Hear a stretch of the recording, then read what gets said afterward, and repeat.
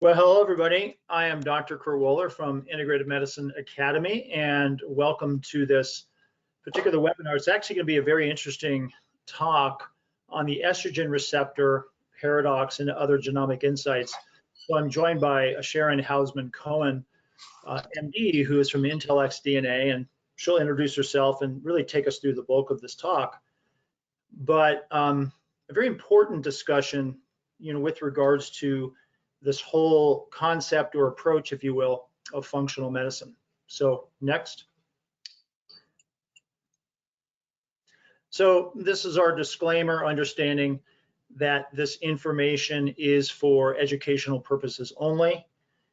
So you're not going to take this information, copy it, build other material, and particularly with regards to Dr. Cohen's information, take this information and build other testing. So next. And Sharon, by the way, if you want to expand on that, that's total.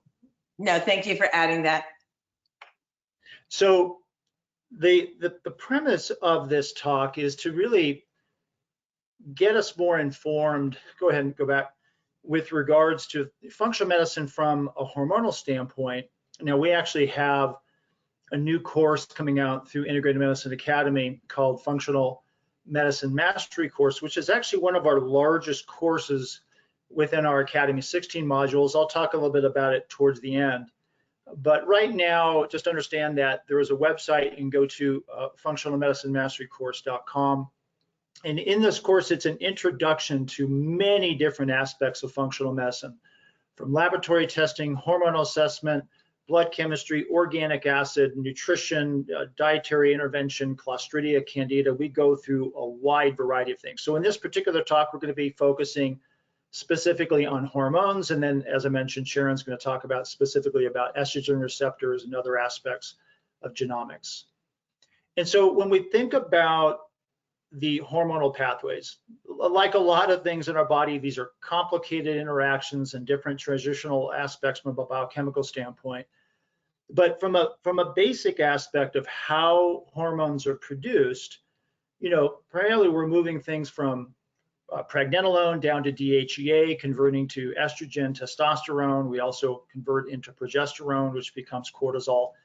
And when we get into this within our course, we talk about the impact of the adrenal, the hypothalamus pituitary adrenal axis, the relationship that also has to sex hormones as well. And we build on this information from a really in-depth standpoint to give you a good overview of hormone physiology and testing. Next. But the important thing to remember about hormones is it's not just the amount that's produced, it's how it's transported, how it gets into the cells, how it activates its receptor, the signal transduction effects that happen after that, the influence it has at the nuclear level to then influence what's happening within the genetics for protein production and cellular effects. And so the focus of this talk isn't so much necessarily to talk all about the hormones with regards to production, although I'm going to let Sharon take the lead on that, but it's what's happening at the cellular level and how genomic aspects influence things and how things affect from a hormonal level throughout the body. So next. So with that, I'm going to turn it over to you, Sharon, as an introduction, and I'll let you take it from there. Thank you. Thank you so much, Kurt. And while I'm doing the presentation about the genomics, I love when you interject and give your thoughts as well. I think together we're better. So we all have different things to offer. So I'm Dr. Sharon Housman-Cohen. I am board certified in family medicine and integrative medicine. And I, like you, am in practice. I am a co-founder and co-owner of Resilient Health, which is an integrative and functional medicine, or as we say, a precision medicine practice in Austin. But I am also the chief medical officer and head of the research team for IntellxDNA, which is a genomics clinical decision support tool. The short version is we make genomics actionable, not just for nutrigenomics, but for looking deeper into understanding disease states, complex illness, everything from people with cognitive decline to anxiety to menopausal symptoms and more. So tonight we're going to talk about the estrogen receptor hormone paradox. And we're going to get into a little bit of other useful information about hormone-related genomics as well. So one of the things, some of the things we're going to cover is how estrogen receptors are different, whether they're bound or unbound, and how these different receptors, but also different variants within the receptors, contribute to things like endometriosis, breast cancer, but also anxiety, heart disease, cognitive decline. And also talk a little bit about some of the other hormone-related genomics, such as conversion of testosterone to estrogen and the metabolism of estrogen. So let's just start and think about our patient practice. Why do some women swear by hormone replacement and some don't care? And I think you know what I'm talking about. There are some women who they would give up anything, maybe even a family member or a pet, before they would give up their hormones. But then there's other women who fly through menopause and don't seem to notice when their hormone levels go low. And the answer regarding these different responses lies in an individual's difference DNA, their genomics. Who has more brain fog and more cognitive loss when they don't have estrogen relates to genomics. Who has more problems with libido because they don't convert to testosterone relates to genomics. Who has more hot flashes? All of these things. Yes, diet and lifestyle are important as well because they can modulate your genomics, but your genomics are very important. So estrogen is important across the lifespan. We of course know that estrogen regulates the menstrual cycle and reproductive functions and helps to control mood because it relates to your serotonin receptors. But a lot of people don't really think much about how estrogen relates to the brain or the inflammatory system. So we're going to talk quite a bit about that. In the brain, estrogen promotes the proper migration of your neurons and it regulates inflammation. What's the estrogen receptor paradox? Well, it has to do with the same estrogen receptor variants in ESR1 and ESR2 that are associated with estrogen dominant effects in young women, things like fibroids, breast tenderness, endometriosis. There's the same SNPs associated with cognitive decline and even anxiety. And the reason it's a paradox is, wouldn't the women who have higher estrogen have less problems with cognitive decline and such because we give hormones to help with some of these symptoms? So why would the women who are prone to high estrogen or estrogen dominance premenopausally get worse symptoms when they're postmenopausally in the absence of estrogen in terms of cognitive decline, et cetera, inflammation, and many other things? Well, the short answer is estrogen, when bound to estrogen receptors, turns on and off many different genes, but estrogen is going to act in different ways. So there's 3 ways estrogen can act. Estrogen can bind, there's probably more than 3, but 3 major ways. Estrogen can bind to either estrogen receptor alpha or estrogen receptor beta and cross the cell membrane, go into the nucleus, and turn on a whole bunch of different other genes in your DNA because of estrogen response elements. It can also alter transcription, and that can turn on different genes. But estrogen can also act directly without binding it to its receptor. And if you have unbound estrogen, you're going to trigger a different cascade of events. Now, just to make things more complicated, when you have an estrogen receptor that is empty, kind of like a self-driving car with no driver, but this time it's an estrogen receptor, that estrogen receptor without the little driver of estrogen in it turns on a whole bunch of different signals than when estrogen is in and docked to the receptor. And so what you'll find is ESR1, the main estrogen receptor, when you have no estrogen, so it's kind of floating around without any ligand, unbound, turns on a whole set of inflammatory related genes. And that, if you have overactive pathways, overactivates inflammation, which can contribute to an excessive risk of Alzheimer's and cognitive decline. Hey, Sharon. Sure. Mind if I ask a quick question? Is that ESR1, is that cell membrane bound or is that cytosolic receptor? It looks like it's cell membrane bound. So ESR1 can be floating. They can be both. You can have, so this particular what you're saying is you can have rest receptors on the membrane and floating, but then it can become intranuclear. Does Okay. that make sense? Yeah. So Yeah. and what SNP? That's a great question though, because I was just about to say, you can't just look and go, oh, someone has a variant in ESR1, because one variant might be where it interacts with the endometrial lining. Another one might be a variant where it interacts with bone or something else. And so there's very specific variants. But this particular variant, what's interesting about it is exactly what I was talking about, that paradox. So the variant that ends in 99 is associated with much worse endometriosis, and thus endometriosis-related infertility, because you get that high estrogenic overproduction of endometrial lining and such. But it's also associated with, the same one is also associated with Alzheimer's. This gene is also involved in preeclampsia. So you can have one variant that has different effects at different times throughout the life cycle and hormone cycle. The other thing that's really important to know is estrogen receptors affect both men and women.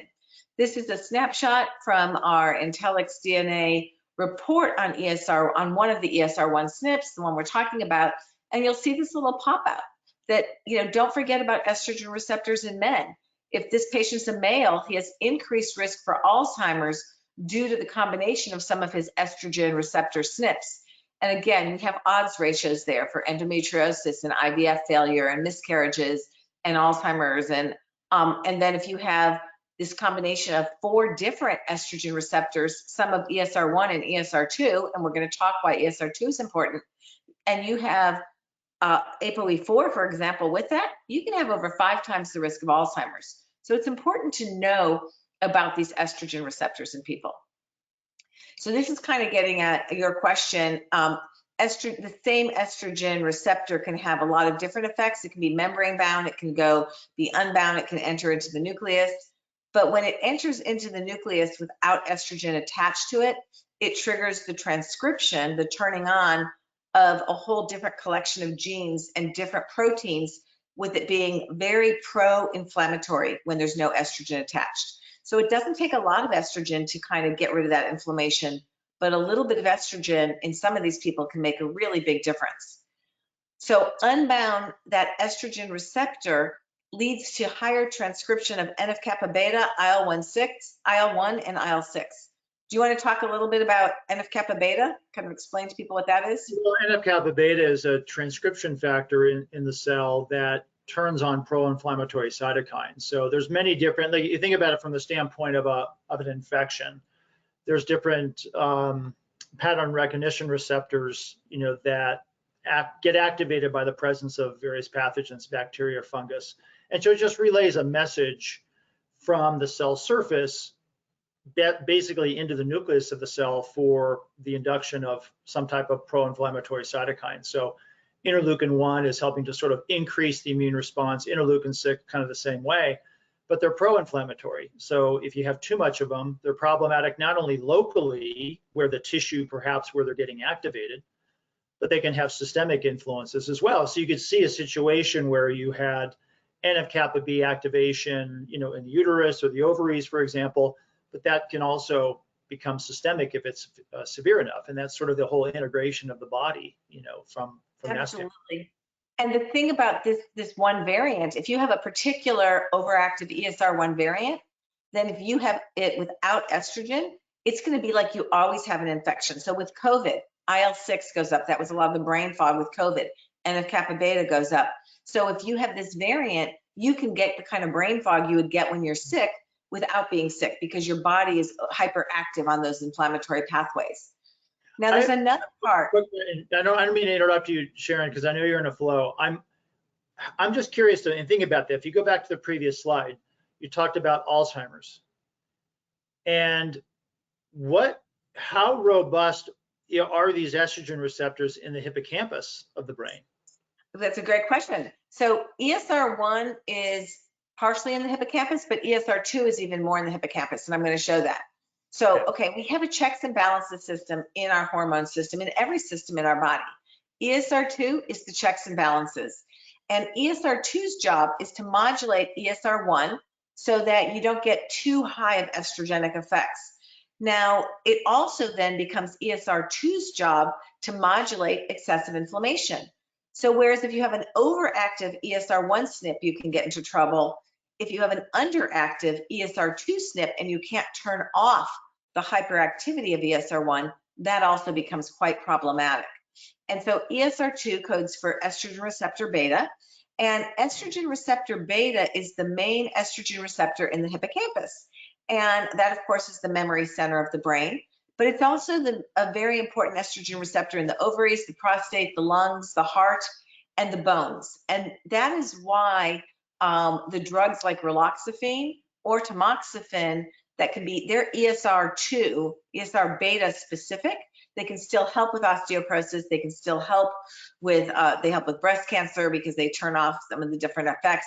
They're beneficial for estrogen receptor positive breast cancers because you're turning off that ESR1.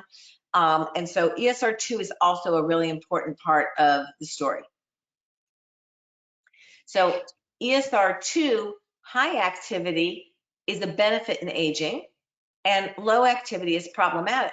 The other thing about ESR2, that's the estrogen receptor in the mitochondria. And for those of you who have studied with Dr. Woeller, you know that he knows a ton about mitochondria. And it's mitochondria we think of as a lot of the pediatric disease like autism, but mitochondria are turning out to be really important for Parkinson's and a lot of the neurodegenerative diseases of aging. So estrogen can also be very important with autoimmune diseases and many other diseases. So again, you want to have a healthy balance. As higher estrogen 2 activity, ESR2, is a benefit for breast cancer for 2 reasons. One, most breast cancers have excessive estrogen receptor alpha. When they talk about a breast cancer being ER positive, they're talking about estrogen receptor alpha. And what's ESR2's benefit? Turning off ESR1. So ESR beta has been found to suppress tumor growth. And that's how, again, raloxifene and tamoxifen work. So again, ESR beta has different interventions. If you want to increase ESR beta specifically, you can use genistein, for example, because it binds and activates ESR beta with 20 times more affinity than ESR alpha. You can also use resveratrol. You can use pterostilbene from blueberries and even rhubarb extract. And then if you can do estrogen replacement as well, or you kind of cut off the bottom, tamoxifen and raloxifene also can help with this pathway. And again, if you're using genomics, having a genomics tool like IntellxDNA makes it so you don't have to memorize all this because you can't possibly memorize what hundreds of SNPs do. And then again, it'll give you the reminder, this woman had 2 copies, which is only 2% of this underactive ESR2. This is, you're gonna see, we're gonna do this case in a moment, and it affected her memory a lot as well as her energy because ESR2 is on the, codes for the estrogen receptor in the mitochondria. Now, there are other estrogen receptor 2 SNPs as well, and again, it just depends on where that SNP is acting. So there are other ones that affect more of the bone, the collagen, and affect tendon healing, stiffness, and other things. So again, there's lots of different estrogen receptor variants. So what's that paradox? The estrogen receptor paradox is that bound versus unbound estrogen have different effects, so that premenopausal women who are estrogen dominant may be the ones that most need estrogen. They have way too much estrogen when they're young, but they're the ones that are going to most often feel the lack of estrogen postmenopausally. Let's do a case of Trudy, because I think it really helps to see how you can use genomics on a practical way. So Trudy when she came to me, was a 68-year-old educator, and she would travel around the country teaching other teachers how to teach. So she retired, not because she wanted to, but because she was noticing she was starting to have heavy brain fog. And she had used hormones for a while after menopause, but then she hadn't been on hormones for quite a while when she came to see me because her doctor, when the Women's Health Initiative study came out, said, you've got to get off of those hormones, they're dangerous. How many times have we all heard that? She has a family history of father with premature heart disease at 52, and her mother also had heart disease as well as epilepsy. She has a Heart Saver CT score with early heart disease, Also has high cholesterol, low magnesium, a few other things, thyroid, arthritis, etc. So I want to show you what happens when you open up the genomic report. So this is IntellxDNA, Trudy's hotspot. At the top of her hotspot, and this is just, usually a hotspot's going to have 20 to 30 SNPs on it, depending on the patient. You're going to see right at the top, she's got 2 copies of that ESR1 SNP that's associated, where you can see in blue, with memory decline. Well, so that gave us a big clue. I immediately was like, Trudy, I think that we need to talk about you going back on hormones, and we can absolutely talk about doing it safely. You'll also see some things that matched her labs. Low magnesium, she had problems with transporting it. And then there's things that you might not also be able to tell. She had problems with DNA repair, she actually was pretty good at controlling her weight because she had found strategies, but problems with overeating because of what we call the snacking gene, problems with B6, which can also affect how calm you feel, and on and on and on. So we don't look at one pathway when we're trying to optimize someone's brain. So even though tonight we're focusing on hormones, we would be looking at SNPs associated classically with Alzheimer's, with brain ischemia, with lots of different nutrient pathways, with lots of different detox pathways, and about 30 or 40 different pathways overall. So this was her estrogen receptor pathway, and you could see she's got a whole collection, and we call a grouping of SNPs that interact together a haplotype, and she has a haplotype highly associated with cognitive decline.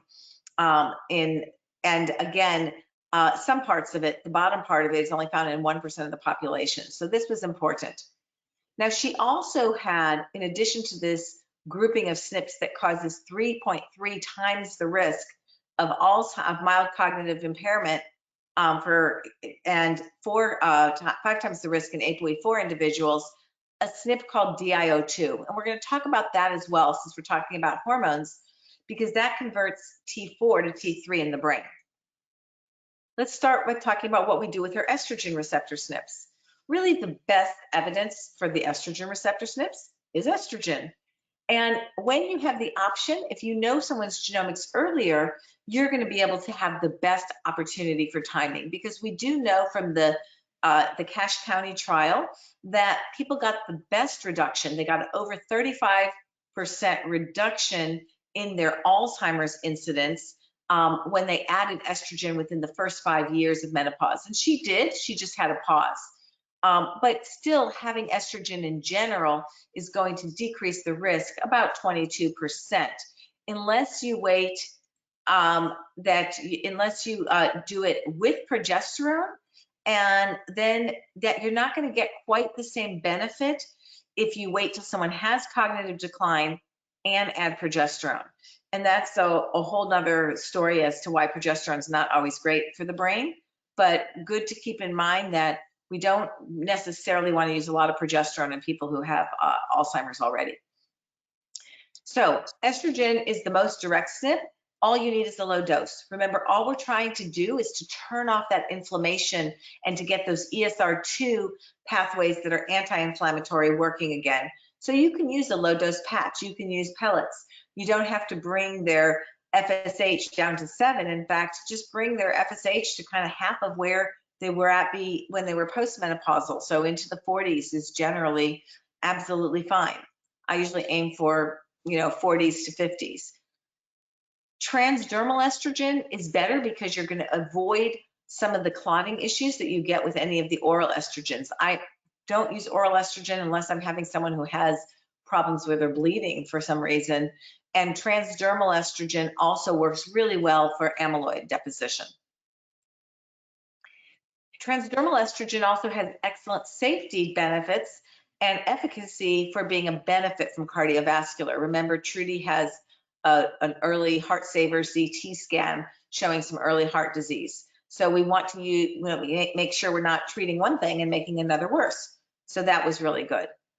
Now let's say that Trudy had a high risk of breast cancer, and we didn't want to get into that medical legal issue of can we use estrogen in somebody who's had atypical ductal hyperplasia or who has a strong family history. Another thing we could have done for Trudy is to give her genistein. because since genistein works almost exclusively 20 times stronger on ESR2, it's going to have that anti-inflammatory and anti-breast cancer effect. So that would have been another option. Genistein also has benefit in cognition. This was the Geneel trial. And the great thing about using genomics is everything in our genomics clinical decision support tool, by definition, is linked to studies. What we've done is really made an encyclopedia where you have the patient's genomics in front of you, along with the references to articles, the kind of cliff notes of the articles, so that you can make better decisions, but they're all being made based on the literature. Another option for lowering estrogen signaling, that's ESR1, and increasing ESR2 is rhubarb extract, but it didn't have as strong of cognition benefits, so that wasn't what I chose for Trudy. But raloxifene would be another option, again, if I had needed something that was that was for someone who was at high risk for breast cancer, or just didn't feel comfortable starting estrogen, because again, we could get at that ESR2, and there are some studies showing improvement in memory. Okay, so that was easy. What do I do about Trudy's DIO2? Well, DIO2 is how we convert T4 to T3 in the brain. Now, the important thing about DIO2 is to know that it doesn't relate to your risk of hypothyroidism. You check a TSH to see if someone's hypothyroid, because the peripheral thyroid hormone is DIO1. And so you can have completely normal T3 in the periphery, in the blood, but be low on thyroid hormone in the brain, because T3 is the most active, important part of the pathway. T4 is more the storage form. Well, how do you address it? You address it by giving T3.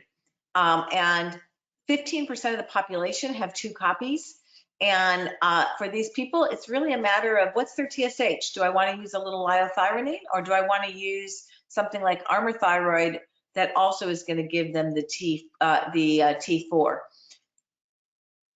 So Trudy was already on Synthroid. She was on, I think, 88 or 100 micrograms of levothyroxide or Synthroid. So we just switched her to NP thyroid to give her that extra T3. Her peripheral T3 really wasn't bad, because she had a gene that increased her peripheral T3. If you wanted to address DIO2 naturally, you can give camphorol, and camphorol would not have necessarily been a bad choice in her. Camphorol comes from kale, beans, tea, spinach, and I definitely had her increase those foods. And it does help push the DIO2 pathway. Camphorol also helps with NLRP3, with inflammasomes. So it's a nice, you get kind of dual benefit with it. And it's not, I don't know, have you used that much, Kurt? I haven't, no.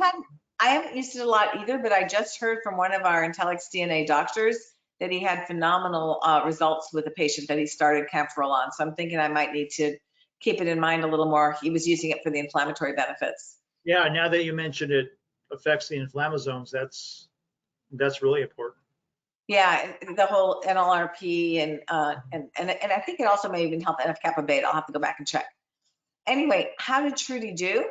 So she did great. In fact, she did so well that at 70, she went back to consulting, because she got back to, so she came in with mild cognitive impairment, and she got back to completely normal and felt well enough that she started taking consulting jobs again, traveling across the country, and her slums and mocha got back into normal.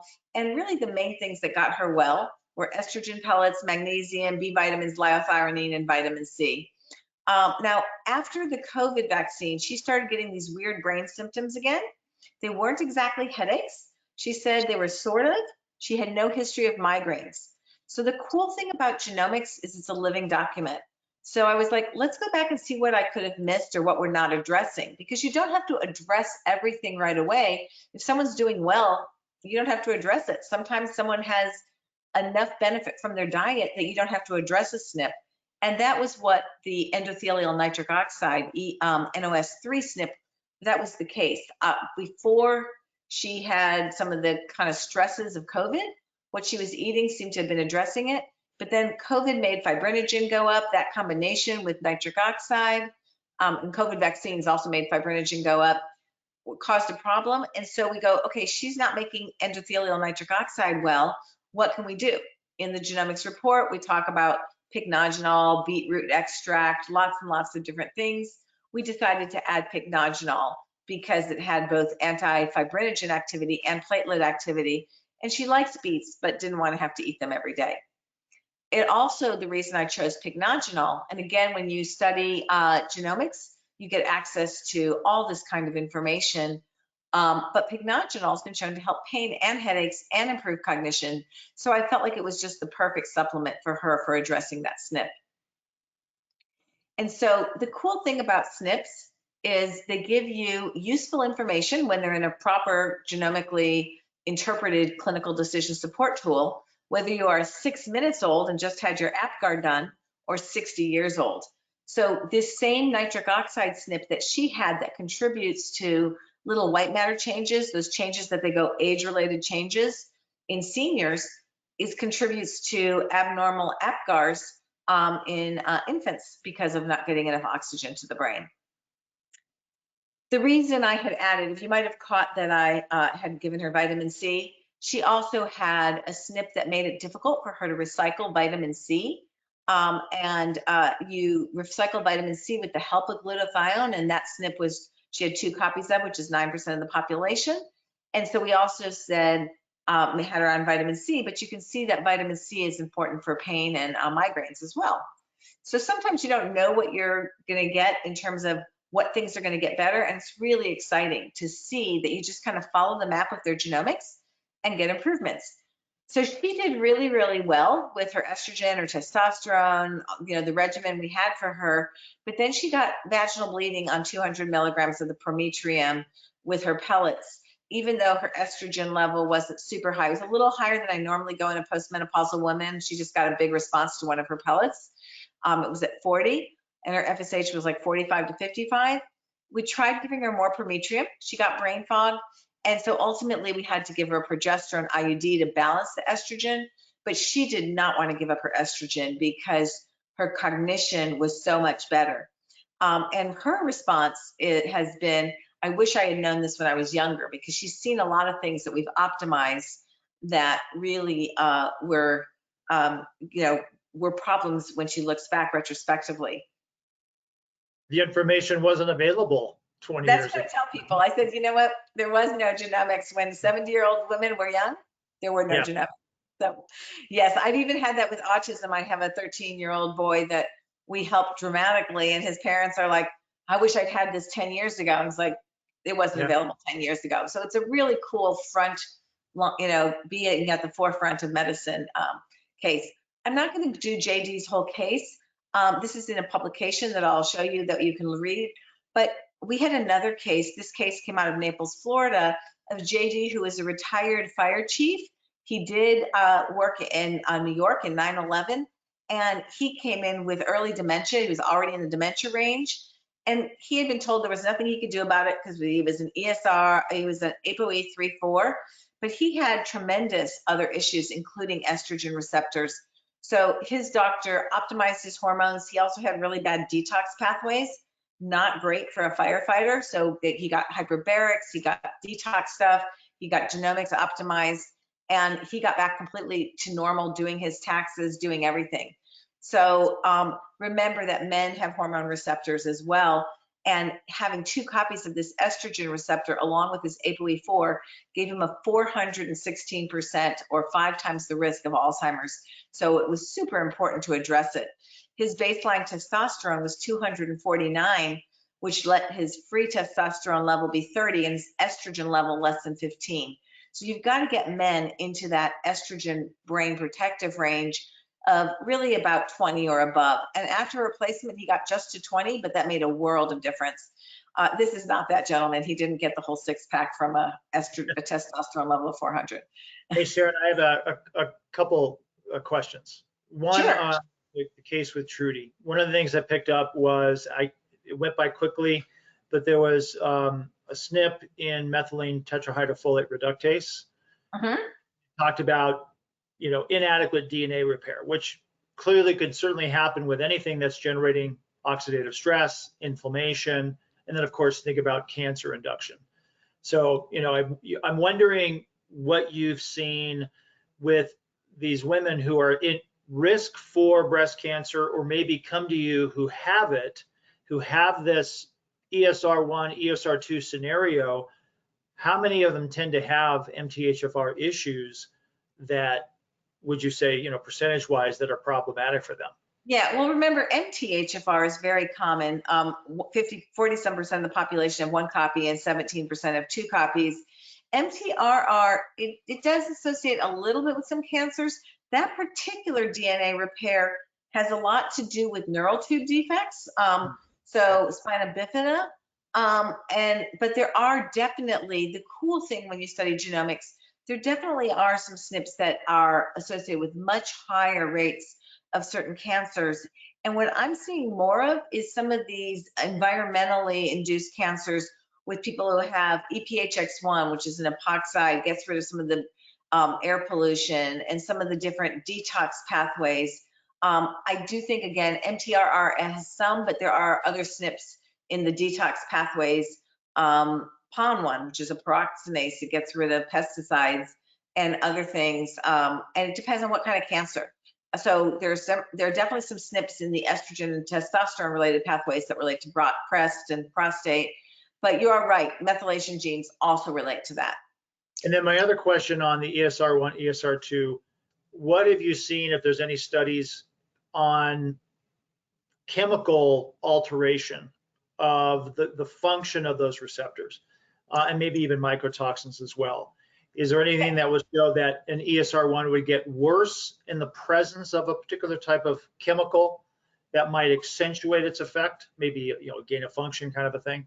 Yeah, so I'm not sure that I have the answers to all those questions. We do know that mycotoxins affect the hypothalamic pituitary. So mold toxins affect the hypothalamic pituitary axis, so all the hormones can get low.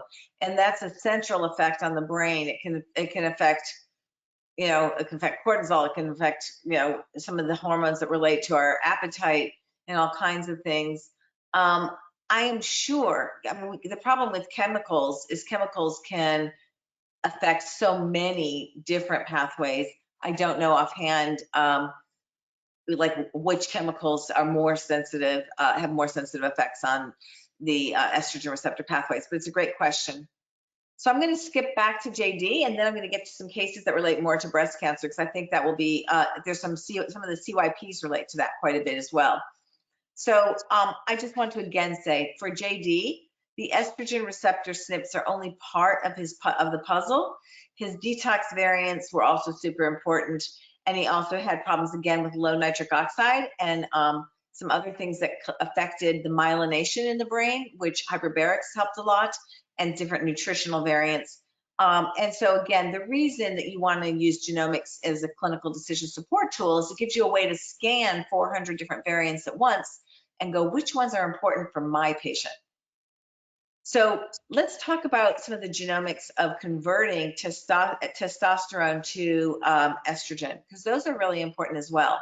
And just so you know, JD's case and a couple other cases on the IntellxDNA website, you can not only find some of the webinars we've done, but you can also find a publications page, and he is in one of the publications.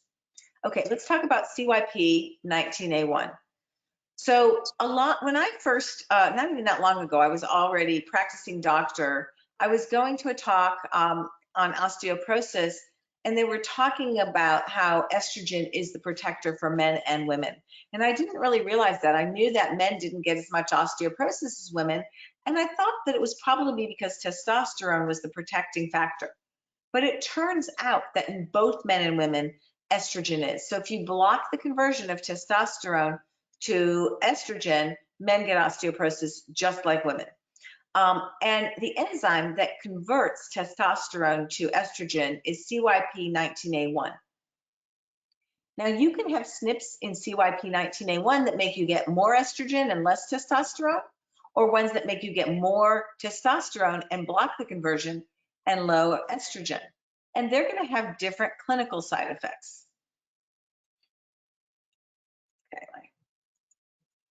So these are some SNPs that decrease the aromatase conversion. So you have low estrogen, high testosterone.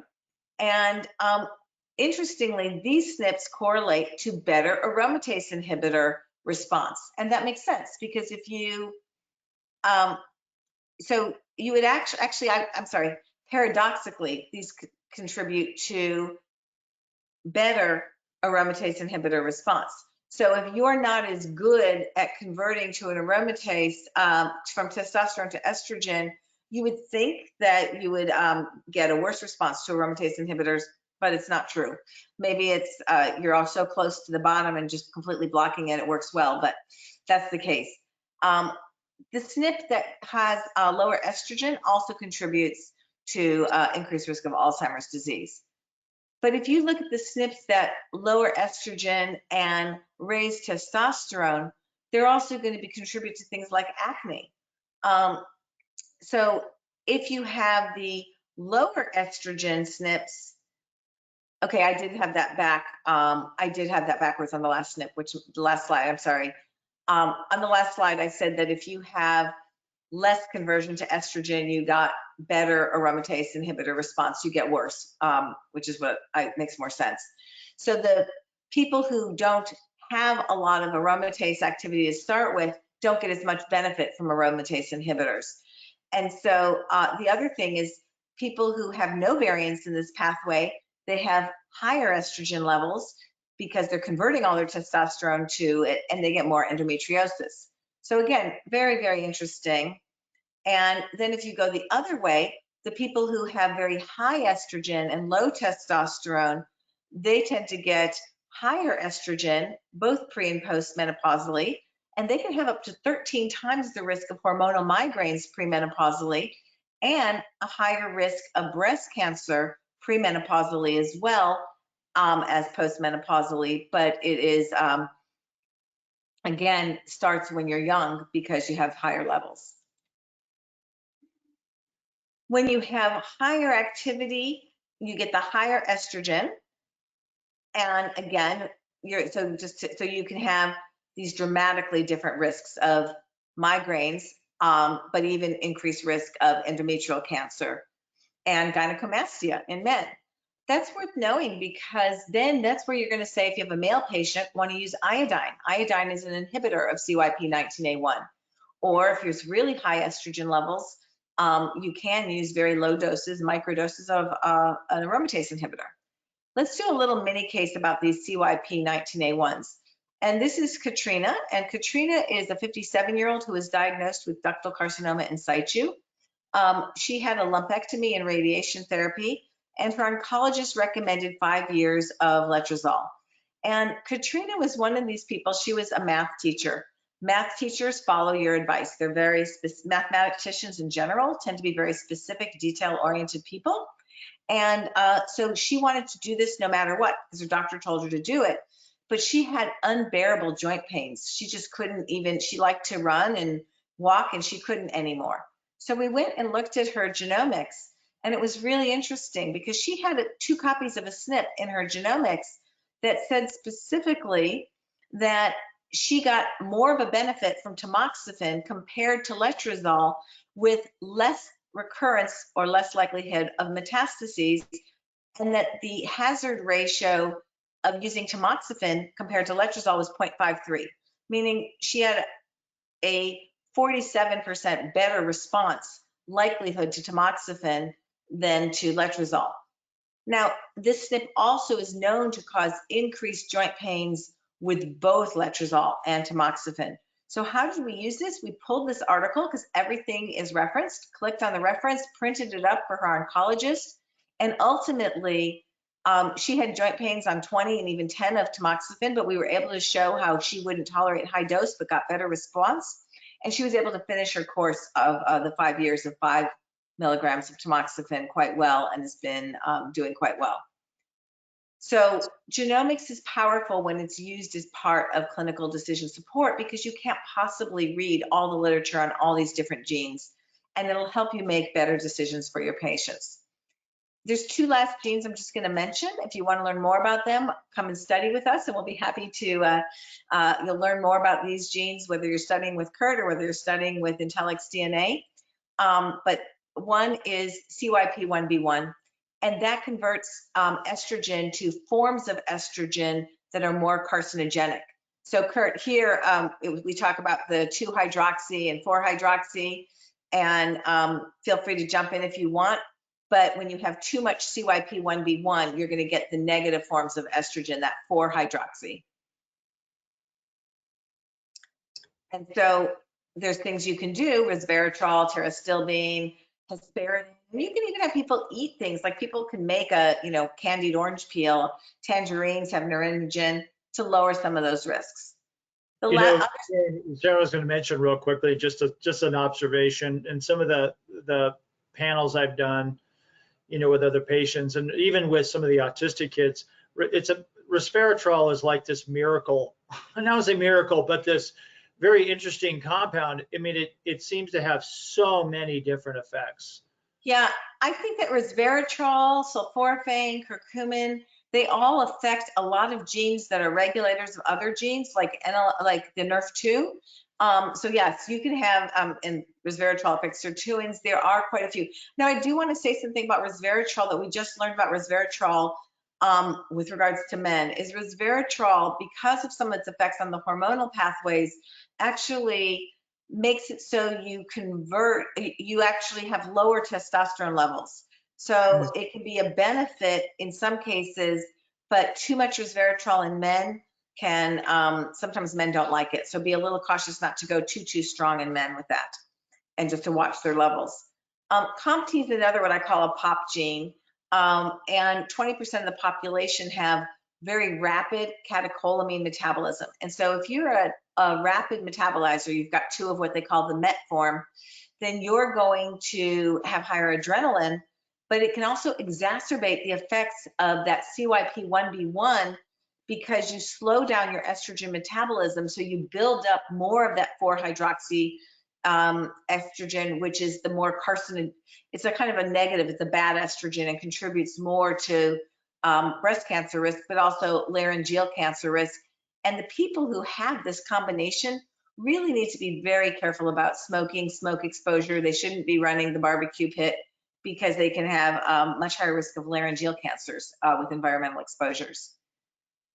So we're going to take some time for questions in a minute, but I just want to conclude by saying with hormone management, you can do blood levels, but your precision can go so much deeper if you add genomics to your practice. You can better understand, not just with hormones, but with everything, an individual's needs and risks, who might benefit, even things regarding different kinds of treatments and detox pathways.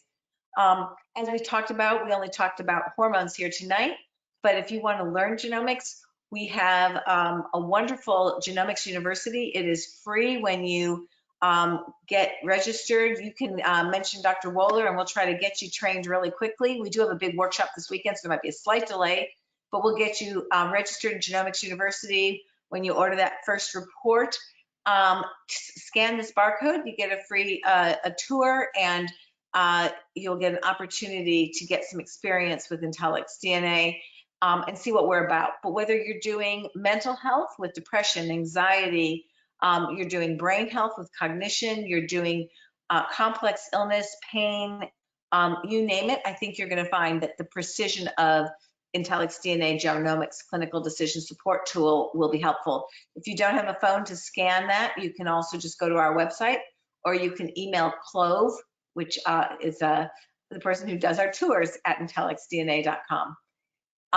Kurt, you want to talk about your functional medicine mastery course a little bit more? And then I have the slide about some of the different workshops. Yeah, and Sharon, to your point that you just mentioned about you can measure levels, and it was kind of the point I was trying to make at the beginning, is it's not always about the level of something. It's about the effect it has at the cellular level and what the receptor does with it and the signal that gets sent. I mean, that was a brilliant discussion, by the way. It's fascinating about the different receptors. I wasn't aware of that with regards to the ESR1, ESR2, the unbound form and the trigger of inflammation. It's so incredibly complex, but so understandable too in the way you described it. Well, thank you. I think that from both of us love to teach, and it's a really fun way to learn.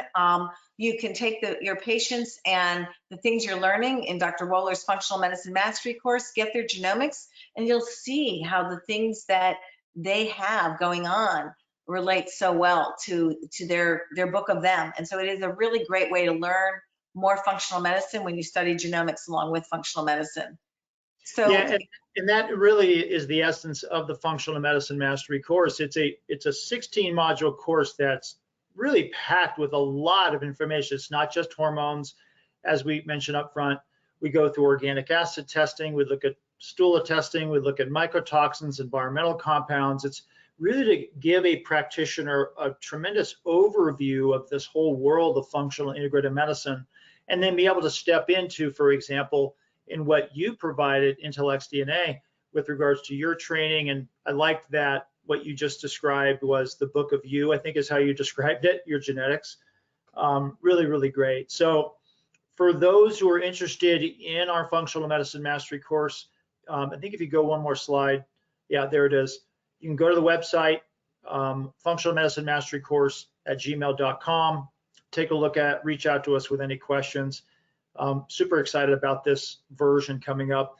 And the whole idea, as Sharon, you're doing with the genomics testing, what we look at with regards to other types of testing, whether it's oat testing, et cetera, is to try to find the root cause, right? What is triggering things for various people? What are different biochemical areas that are being altered? And whether we're talking about allergies, autoimmune, cardiovascular, chronic fatigue, et cetera, it's all accessible to some level. You just have to be a type of practitioner that is interested enough, dedicated enough, and hungry enough for the information. Because I can tell, in having worked with you, the type of information you guys put out goes, I mean, to the heart of the depth of things. And that's what I do, and my passion is through Integrative Medicine Academy, is to really push the level of information to help practitioners expand their knowledge base. So great stuff. Thank you. well, thank you. And we will take some questions. Again, we, both of us, you can reach out to us as well. I have my email there if you have questions, but let's take questions now. And, recommend the Functional Medicine Mastery course and IntellxDNA to your colleagues, because we go so much deeper than you can get. CME conferences are absolutely amazing and wonderful, but there is an advantage to a forum where you can discuss, where you can share your protocols, you can talk about brands, you can talk about the names of testing. So I think you can do it specific to your patients. And I think you'll find that you can really take your information to the next level and your practice to the next level. Okay. So real quick, Sharon, there's one question, how does estriol affect estrogen receptors?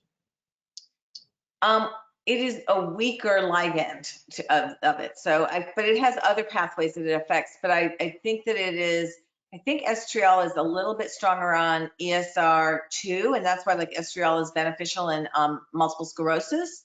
But it's a weaker ligand, and I think that it binds. It also, I think depending on some of the tissues, but I don't have the exact information, so I'll have to look that up to get you that. And then there was another question with regards to Trudy, the case of Trudy. Did you say you took Trudy off estrogen or off progesterone? No, she was on, she's her previous doctor. So she came to me, she had been off of estrogen a few years.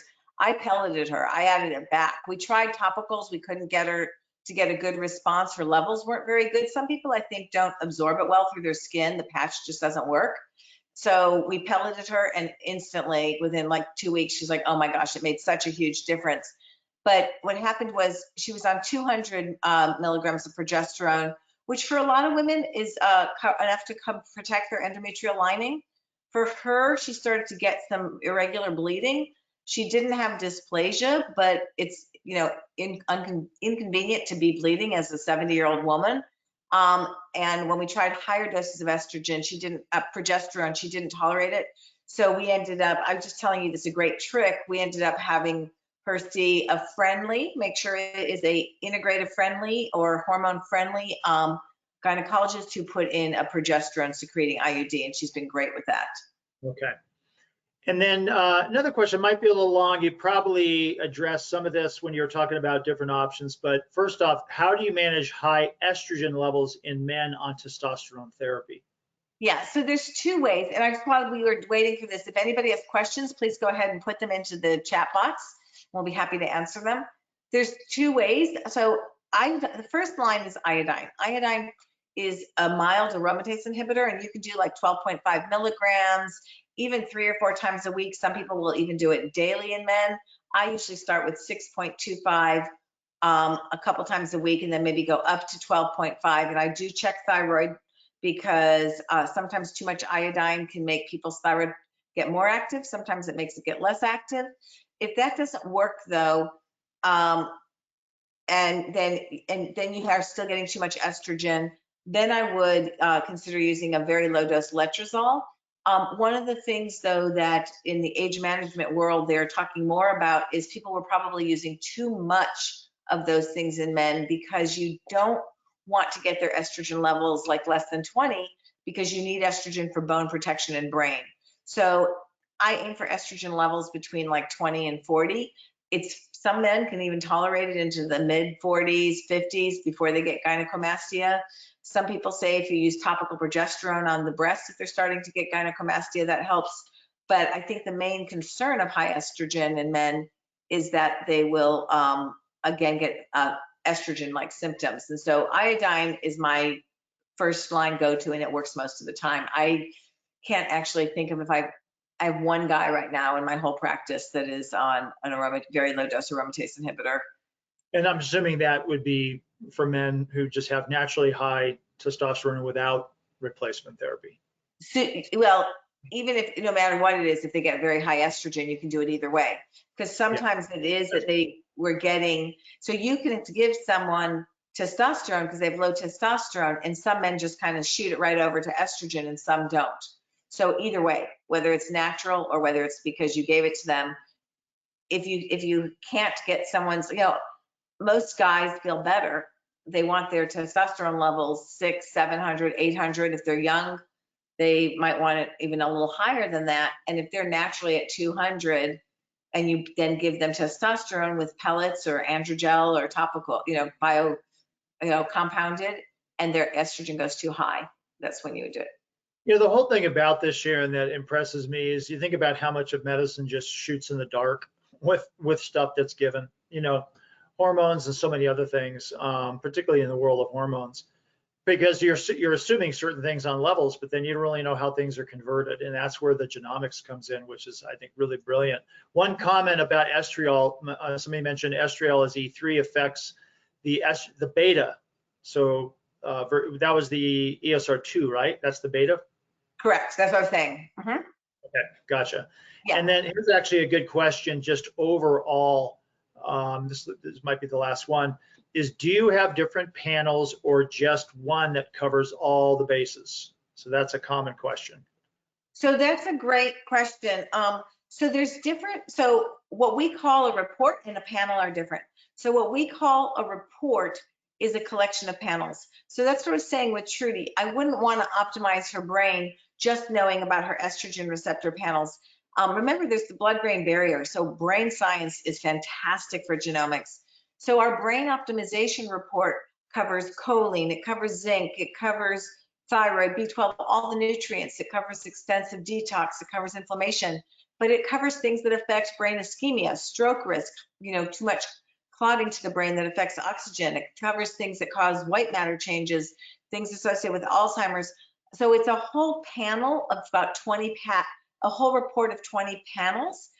We have 3 main reports for adults. We have our brain optimization, which again is focusing on optimizing your brain, and that has our hormones in it. We have our mental wellness, which is focusing on depression, anxiety, ADHD, overall mental health, addiction, OCD. That's also going to have all the foundational functional medicine, the gut, the detox, the inflammation, nutrition, nutrigenomics.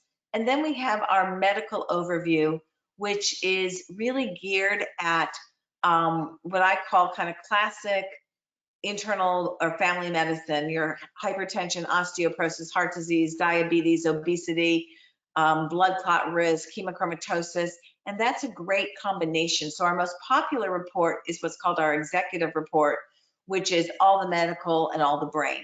Actually, our second most popular is our powerhouse, where people get the mental wellness, the brain, and the medical.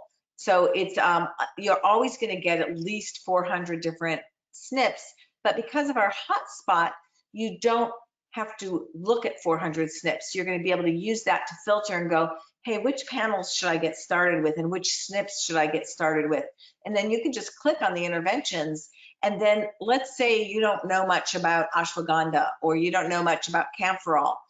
There is actually a glossary at the bottom of the report under potential interventions, where you can even find out typical dosing, safety things. Berberine can affect some of the other drug interaction pathways. So it's really almost like having a functional medicine precision textbooks for your patient that's very specific. And Genomics University has very specific sections in it, so you don't have to watch everything at once. And then we also have live trainings, although our next one won't be for a little while because it's this weekend. Excellent. Well, Sharon, that was fantastic as usual. Appreciate all the work you're doing.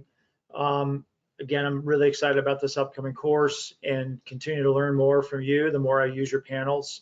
There's so much to learn, but it's all very intriguing and important. So great stuff. Thank you. Well, it's always wonderful to collaborate with you. And thank you, everybody who took the time to join us this evening. All right. And with this was recorded, so feel free to let your friends know about it, and we will send out information to links to you, and you can let your friends know. And it'll also be on the IntellxDNA website with replays, as well as, Kurt, do you have it on your website for replays? Yes. So 2 great places you can go. Thanks, guys. Thanks so much, everybody. Take care.